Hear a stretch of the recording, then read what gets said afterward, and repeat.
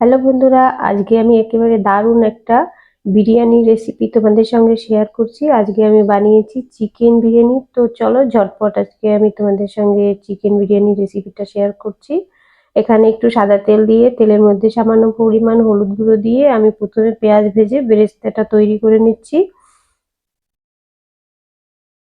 আর এদিকে জলের মধ্যে তেজপাতা দিয়ে একটু ভিনিগার দিয়ে দিচ্ছি। আর জলটা গরম হয়ে গেলে আমি এই জলটাই রাইস কুকারে ভাতটা রান্না করে নেব। আর এদিকে দেখো বেরেস্তাটা তৈরি হয়ে গেছে।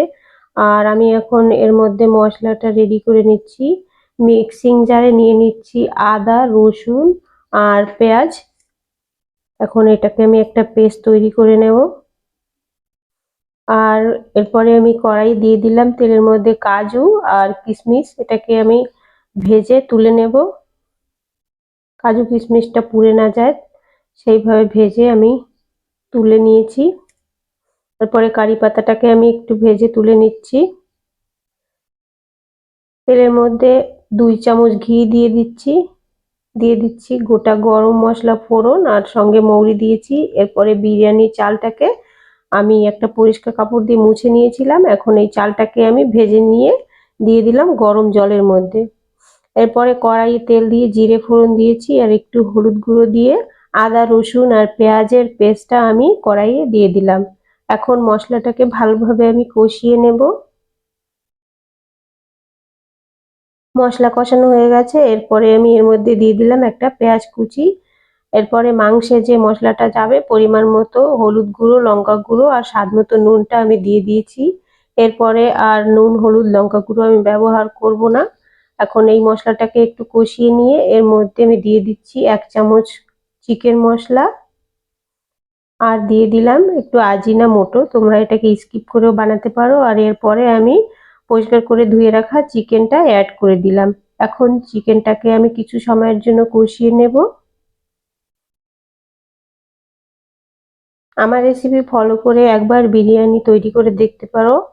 আশা করি তোমাদের কাছে খুবই ভালো লাগবে। আর মাংসটাকে কষিয়ে নিয়ে আমি এর মধ্যে একটু গরম জল দিয়ে দিলাম। যে কোনো রান্নায় গরম জল ব্যবহার করলে কিন্তু স্বাদটা দারুণ হয়। আর এরপরে মাংসটা রান্না কমপ্লিট হয়ে গেছে। কাসুরি মেথি, ধনেপাতা আর উপর দিয়ে আমি এখন বিরিয়ানি মশলাটা দিয়ে আমি মাংসটাকে নামিয়ে নেব। আর এই বিরিয়ানি মশলাটাকে কিন্তু আমি ঘরেই তৈরি করেছি।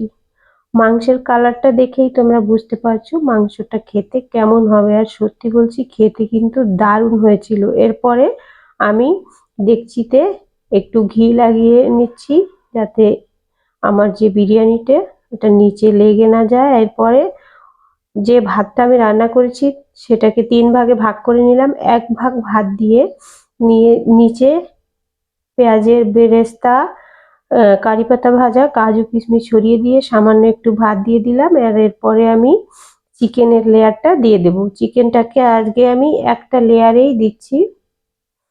চিকেনটা দেওয়া হয়ে গেলে উপর দিয়ে আমি আবার একটু ভাত ছড়িয়ে দিয়ে দেব কারি পাতা, বেরেস্তা আর কাজু কিশমিশ ভাজা।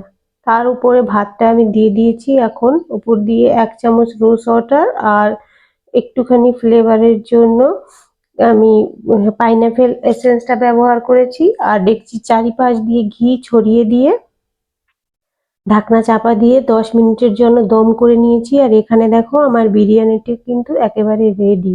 এই শীতের দিনে এরকম একটা বিরিয়ানি খেয়ে দেখবে, খেতে কিন্তু দারুণ হয়েছিল সত্যি বলছি। তো আশা করি রেসিপিটা খুবই ভালো লাগবে। আর এখানে আমি সার্ভ করে দিয়েছি বিরিয়ানি, সঙ্গে রয়েছে কষা মাংস, পাঁপড় আর সালাদ। তো আজকের মতো টাটা।